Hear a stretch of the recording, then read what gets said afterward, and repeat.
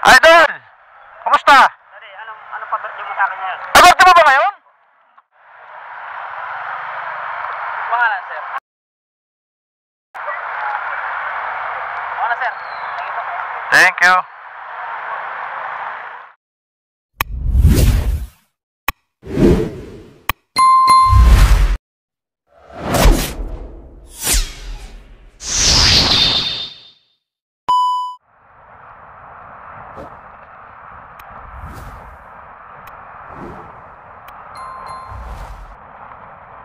Sobrang init na naman. Ang sikat ng araw. 9 o'clock exactly. Pero yung init parang alas 12 na ng tanghali, no? Sobrang sakit sa balat.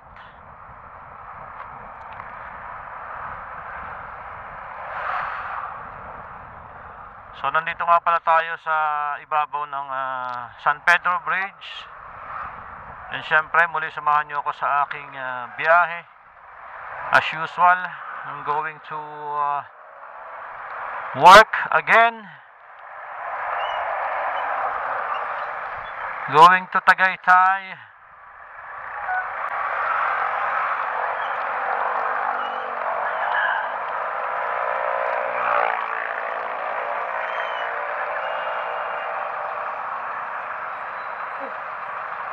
May ginagawa na naman palang establishment dito. Ito yung dating terminal. Terminal na papuntang Bayan-Bayanan, San Pedro. Ito, medyo may kalakihan din, no? Pero dito, nandito pa rin pala yung terminal sa gilid.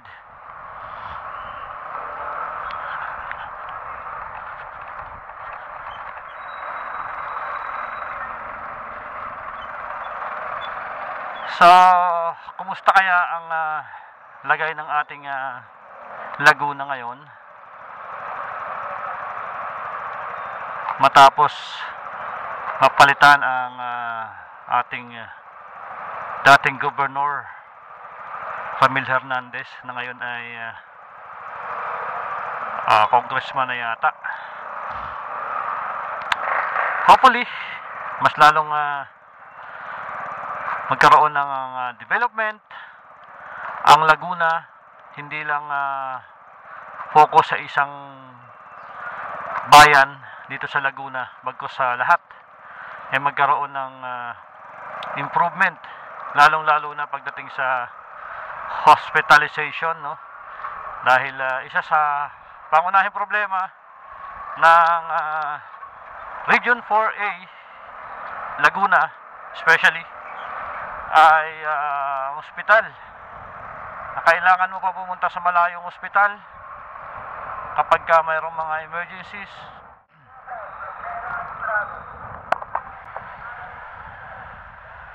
Idol! Kamusta? Dali, anong pa-birthday mo sa akin ngayon? Ay, birthday mo ba ngayon? Oh! Wala ka kahapon dito, naantay kita eh. Ha? Naantay kita kahapon. Saan kahapon? Nakajuta ako kahapon doon. Hindi kita napansin dito kahapon. Bukas nandito ka. Apo. Sige, dadaanan kita dito bukas ha. May nanonood sa'yo. Shoutout mo, Janjan Rosas. Shoutout. Shoutout po kay Idol Janjan Rosas. Kayo palaging mga idol. Ng Talisay Bunliw Torrijos. Talisay Bunliw. Shoutout po kay sa mga idol natin dyan. Bunliw. Bunliw. Torrijos. Ayan, yan lagi kang pinapanood yan. Pag sombrero ka, mainit oh. Kaya mo ito dali. Sige. So birthday pala ni tropa ngayon. Walang Diyo, hindi natin na dalhan ng pa-birthday. Kahapon kasi may dala akong tinapay. So plano ko talaga sana siyang abutan ng merienda kahapon. Ang problema, wala siya dito kahapon. Doon pala siya naka-duty sa ano ba to? Dito sa Kanlalay. Kaya lang hindi ko rin siya napansin kahapon sa Kanlalay. Baka late na siya nag-duty. So dito tayo dadaan guys, imbis na doon tayo dumaan. Dito tayo sa papuntang Carmona.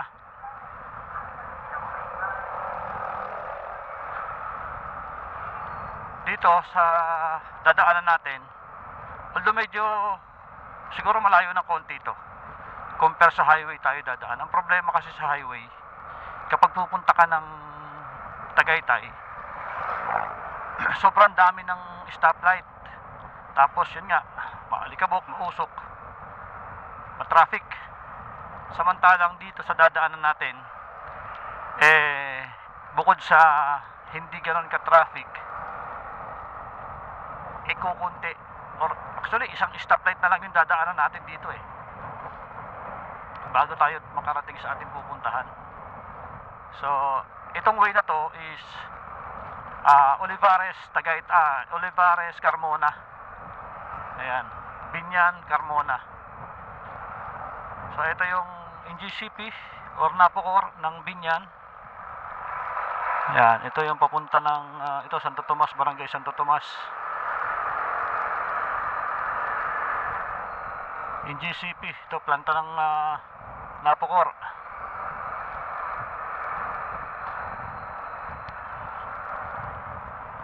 So mas pinipili kong dumaan dito sa araw-araw dahil nga nakaka-less tayo ng traffic at saka ng stoplight. So mas mabilis, although medyo malayo ng konti compare sa highway, pero mas mabilis siya kasi nga walang maraming stoplight. Alright, so ito yung ay lumagpas na tayo sa Binyan Cockpit. Sir, ito po. Pangalan, sir. Pangalan, sir. Thank you.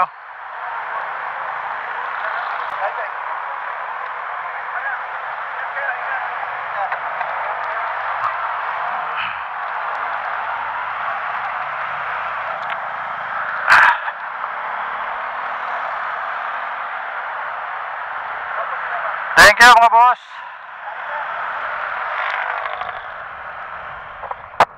So mga checkpoint dito sa Carmona.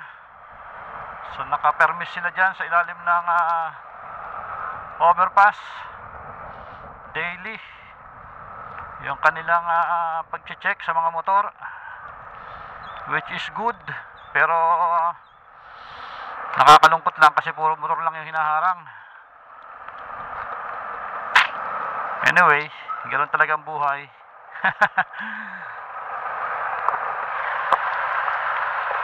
So sa mga hindi pala nakakaalam guys, itong Carmona ay ganap ng city. Kung di ako nagkakamali, last year 2024 naging city na ang Carmona. At ito, medyo mahigpit sila dito pagdating sa no helmet. Yan, mahigpit sila. Alam ko mahal dito, nasa 2,800 ata dito kapag nahuli ka ng walang helmet at nagmumotor. Medyo mataas ang multa, 2,800. So medyo masakit sa bulsa yun mga bossing. Kaya kailangan kung magmumotor kayo, siguraduhin natin na naka helmet tayo ng standard, no?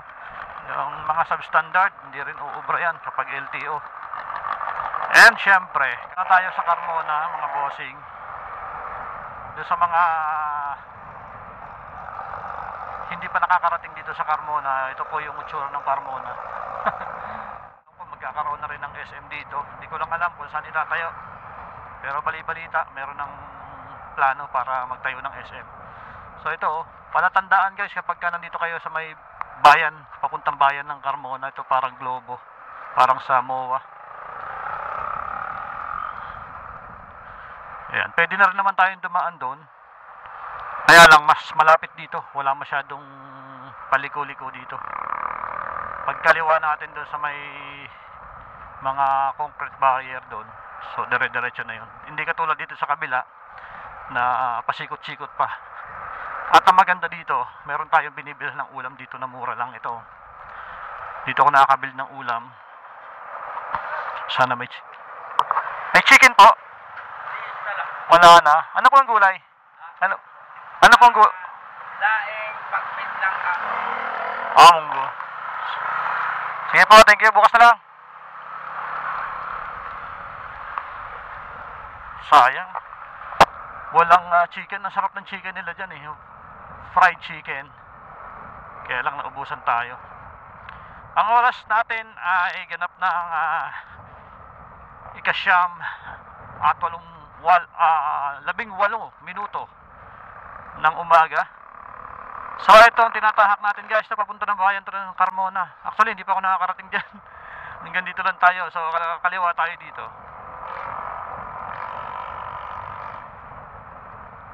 So di ba dumaan tayo ng Binyan kanina, Olivares, then kumanan tayo papuntang Carmona. And then ito Carmona pa rin to. Pero lalabas ulit tayo ng Binyan. And then kakanan naman tayo dito sa may Santo Tomas Road. Kanan papuntang Langkiwa at Timbao bago tayo dumating sa Calax Service Road. So yun naman yung papunta ng Tagaytay Road.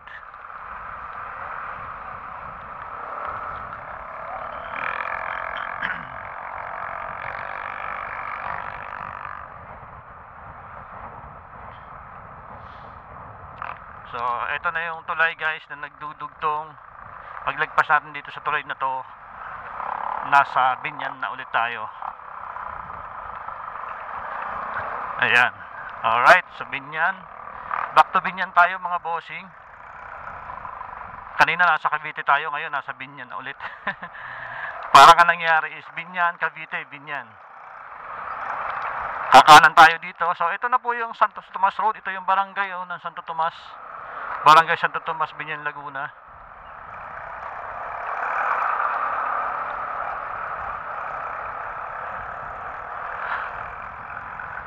Ang daming liig ng manok oh.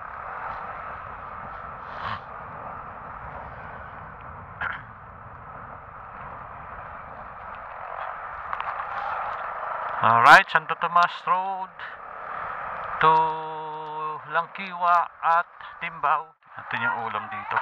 Yung munggo. Munggo. Ito nga po, munggo.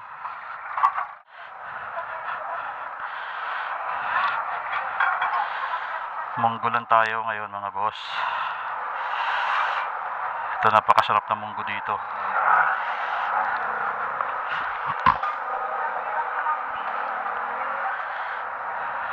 Thank you. Alam mo yung munggo nila dito guys. Alam mo yung parang lasang sunog.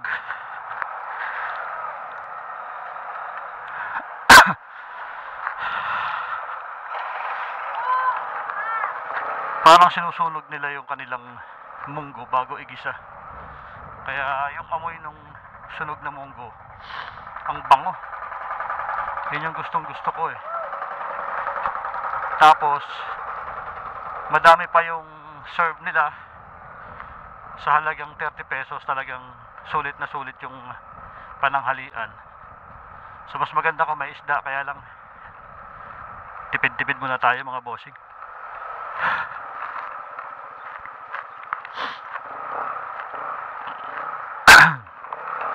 So dito na tayo sa Barangay Timbao mga boss. Malapit na tayong lumabas ng Calax sa Service Road.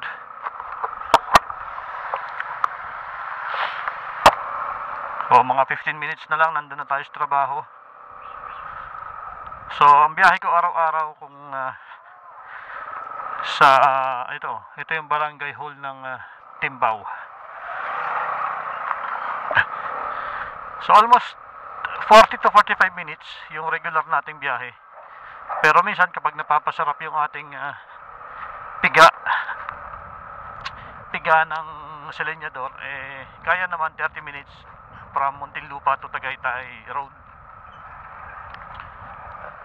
Pero syempre kailangan nating mag-ingat. So ginagawa ko lang yun kapag alanganing oras na ako na umaalis ng bahay. So medyo napapabilis tayo ng konti. Pero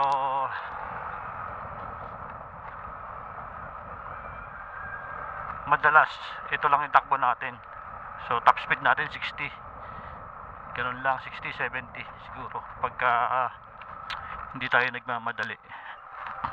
Parang gusto ko ng pakwan ah. Sarap ng pakwan oh. Bili nga ako ng pakwan. para meron tayong dessert mamaya tanghali. 50 pesos lang isang hiwa ng pakwan dito, guys. Murang-mura na yan. Isang ano po, pakwan.